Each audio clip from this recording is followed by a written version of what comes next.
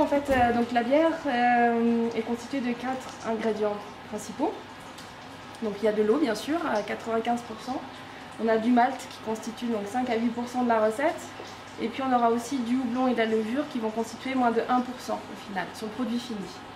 Donc sans parler de l'eau qui est l'ingrédient principal et donc il ne faut pas négliger la qualité, on va parler du malt tout de suite là maintenant.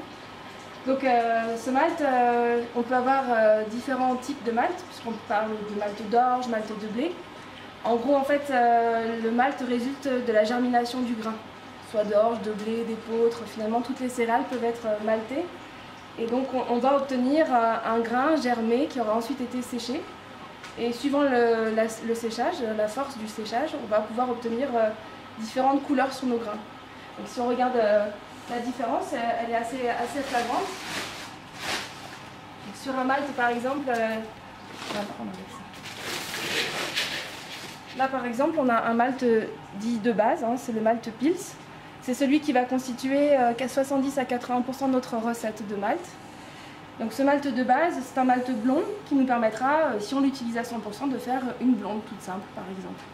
Donc on a un malt d'orge qui est très clair en couleur. Donc si on veut donner un peu plus de couleur à notre bière et des arômes aussi, donc si on veut pas simplement par exemple basculer de la blonde claire à la blonde dorée ou une ambrée claire, on va aller chercher des maltes dits spécifiques. Donc il y a toute une catégorie de maltes qu'on va appeler des maltes caramel, parce que justement ils vont apporter une petite note caramel voilà, à notre bière. Et donc dans cette famille des maltes caramel, on a par exemple ici le Caram Unique 2, puisqu'ensuite chaque malterie a aussi sa typicité au niveau des maltes. Mais en gros voilà, c'est un malt qui est beaucoup plus coloré, déjà, donc avec des grains morts dorés, qui naturellement donc, a donc une couleur qui est à peu près 150 fois plus élevée que le malt de base que l'on avait précédemment. Donc ce malt naturellement va apporter de la couleur, des arômes aussi. Et puis donc on va donc pouvoir l'utiliser un certain pourcentage sans devoir en mettre trop pour ne pas en fait donner un goût trop fort qui viendrait au contraire voilà, donner des mauvais goûts à la bière. Donc on va multiplier les différences de malt. Donc ça c'est des maltes caramel. Après je peux aller chercher des maltes aussi bien plus colorés comme on va avoir ici un malt carrément torréfié. Et là quand on dit torréfié c'est qu'effectivement on dirait des grains de café presque. Parce qu'on se retrouve avec des grains qui sont donc là, on parle de EBC pour la couleur. Et là il est à 800 EBC. Auparavant, on était à 150 EBC et le malt de base était à 3 EBC. Donc on a vraiment un malt qui, lui, dès qu'on va en mettre quelques pourcents, 1% suffit pour déjà basculer dans une brune, ce qu'on verra tout à l'heure. 4%, on est déjà dans un prémisse de noir. Et si on en met 10%, on est dans un stout bien épais avec une couleur et des goûts de café-chocolat qui seront bien présents. C'est ce qui va nous permettre aussi d'aromatiser nos bières, quoi. Finalement, ces maltes-là sont considérés plus comme des aromatisants, des colorants, presque, puisqu'ils vont être utilisés en faible pourcentage, mais vont très vite donner de la couleur. Ouais, tu peux pas faire une bière qu'avec ça. Non, voilà, c'est pour ça qu'on distingue les maltes de base, qu'on peut utiliser jusqu'à 100%, et puis ensuite les maltes spécifiques. Donc il y a la famille des maltes caramel. La famille des maltes spécifiques, c'est vraiment des maltes, par exemple, qui sont fumés, puisque j'ai aussi du malt fumé. Alors fumé au bois de hêtre, on va se retrouver dans une bière en tendance un peu bacon à l'ouverture. Et puis il y a aussi fumé tourbé, où là la tourbe apportait un côté un peu cendre aussi, c'est super intéressant. Si on est fan des whisky tourbés, on va se retrouver dans cette ambiance-là. Mais ça peut être une découverte au travers de la bière, quoi. Et puis on a aussi la famille de tous les maltes, dit plutôt donc les maltes de blé notamment, qui vont être déclinés pareil au niveau des couleurs, c'est-à-dire qu'on va avoir des maltes de blé clair, des maltes de blé un peu plus foncés, des maltes de blé vraiment torréfiés également. Sauf qu'il est très lourd. Je peux t'aider si tu veux. Ça va aller.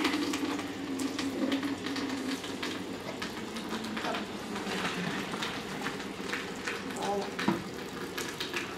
Donc, avant d'en arriver à cette étape-là de filtration, j'ai procédé au brassage. Donc dans cette cuve ici, j'ai mélangé mon malt avec mon malt concassé, enfin mon eau avec mon malt concassé, et donc j'ai commencé à monter en température.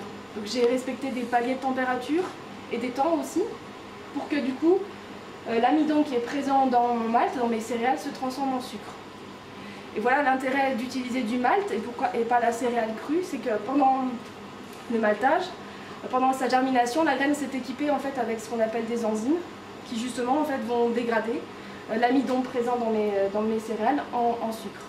Donc pendant mes paliers de température, en fait, je vais activer mes enzymes pour qu'elles transforment tout mon amidon en sucre. Et donc une fois que je suis arrivée au bout de ces paliers de température, je vais filtrer, c'est ce que je suis en train de faire, c'est-à-dire séparer les résidus de malt qui sont épuisés en amidon et donc pour récupérer le mou sucré qui résulte de mon brassage, quoi. Et ce mou sucré, donc je le récupère et je le porte de nouveau en fait dans ma cuve de brassage, mais cette fois pour monter à ébullition. Et l'ébullition en fait va nous permettre, il y a plusieurs objectifs hein, dans l'ébullition, la stérilisation du produit par exemple, la concentration du produit, parce qu'on va maintenir une ébullition d'1 heure à 1 heure et demie suivant les bières. Là pour aujourd'hui ça sera 1 heure. C'est une ébullition à 100 degrés, non? Pas oui, comme l'eau? Oui, c'est 100 degrés. Ça, voilà. Oui. Ouais, ouais. Et du coup, cette ébullition va me permettre aussi d'ajouter donc le troisième ingrédient, le houblon. D'accord. Le houblon qui est une fleur. Donc j'ai des jolis sous-bocs, on voit des photos de houblon si tu veux comme ça.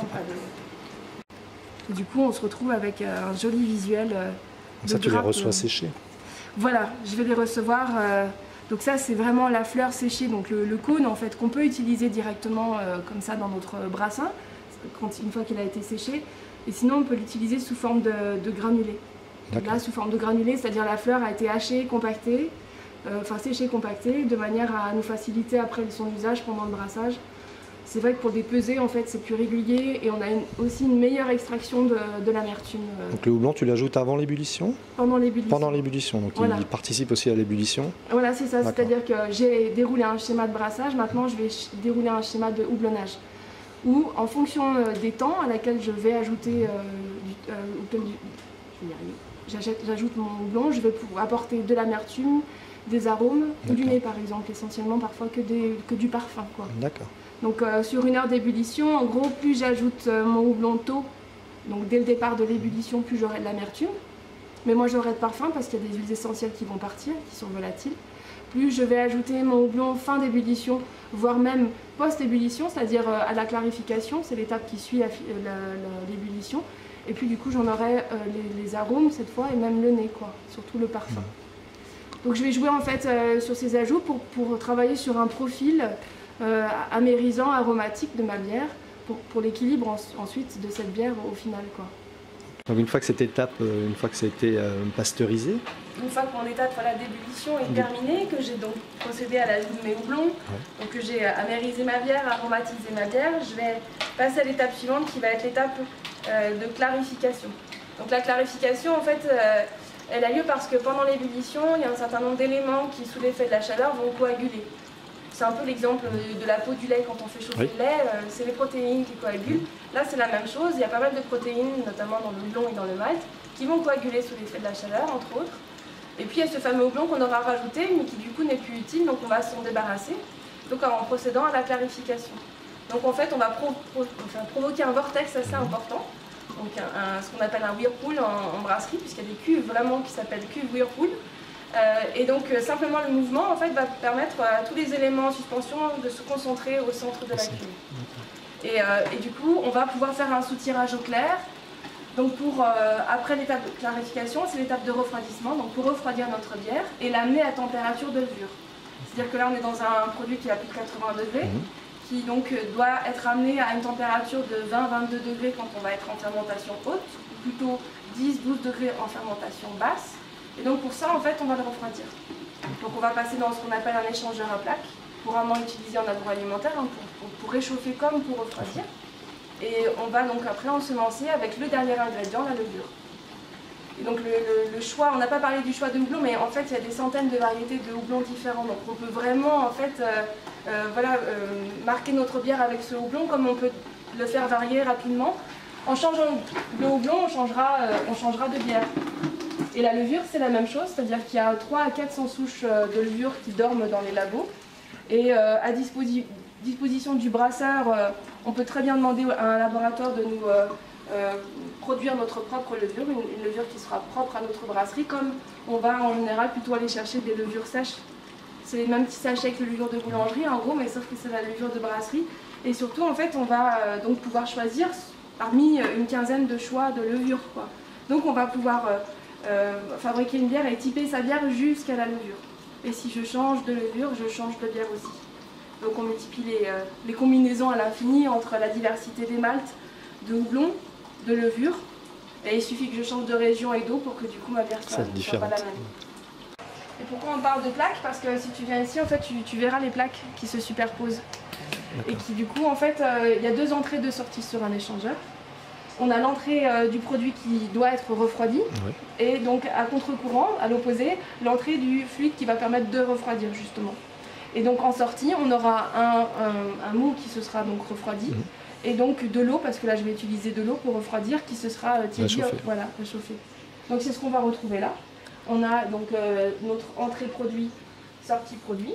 Et puis à l'opposé, j'ai entrée eau froide et sortie qui va donc d'eau qui se sera réchauffée. Et cette eau réchauffée, tu la récupères ou... Et alors, si j'ai un brassin pour le lendemain ou le surlendemain, oui, je vais pouvoir le récupérer. Donc j'ai un tuyau derrière que je vais amener dans ma cuve par exemple là pour pouvoir récupérer cette eau. Et sinon, elle me sert au nettoyage aussi. Donc je vais remplir cette cuve là par exemple pour nettoyer. Je vais en profiter pour parce qu'elle n'est pas sale. Hein, c'est juste réchauffée. Et comme on a souvent besoin d'eau chaude pour nos nettoyages, du coup elle n'est pas perdue. Ça permet d'optimiser aussi la consommation en eau parce que la bière consomme énormément d'eau quand même.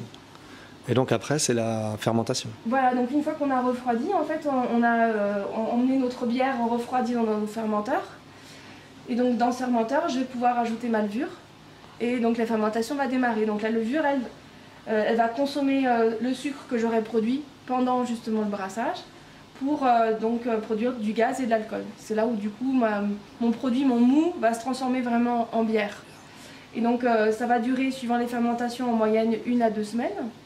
Donc c'est ce qu'on appelle la fermentation principale. C'est là effectivement où tout se passe, donc la consommation du sucre. Et puis une fois que cette consommation de sucre sera terminée, donc en fonction de mes levures, il y en a qui consomment plus ou moins les sucres, mais en tout cas une fois qu'elle aura fini son boulot, elle va s'arrêter de consommer le sucre. Mais par contre, elle va continuer ses échanges et on va passer à ce qu'on appelle une fermentation secondaire, ou si on veut être plus précis, une période de garde. C'est cette fameuse période où la bière, en fait, on la baisse à une température le plus froid possible. Donc on essaie de se rapprocher des 0,2 degrés, en général on est plutôt à 4 degrés. Et du coup, pendant ce temps-là, on va laisser notre produit, ça c'est fonction du brasseur, moi je les laisse 4 semaines au froid pour que le produit s'affine. Et pour que voilà, la levure, elle est encore là, sédimente au fond de la bière, donc pour clarifier mon produit, le froid est utile aussi.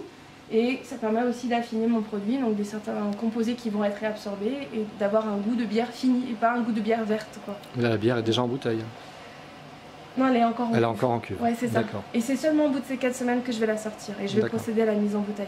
Donc du coup, je vais soutirer, rajouter du sucre parce que ma bière est plate. J'ai laissé sortir le gaz en fait. Et donc la bière est plate, prête mais plate. Donc à la mise en bouteille, je remets un petit peu de sucre dans ma bière en fait pour que une fois ma bouteille capsulée, j'ai de nouveau en fait cette levure qui reconsomme du sucre, reproduise un peu de gaz et d'alcool pour que en fait le produit se sature lui-même avec son propre gaz. Donc d'avoir une bière saturée. Et la boucle est bouclée. Très bien.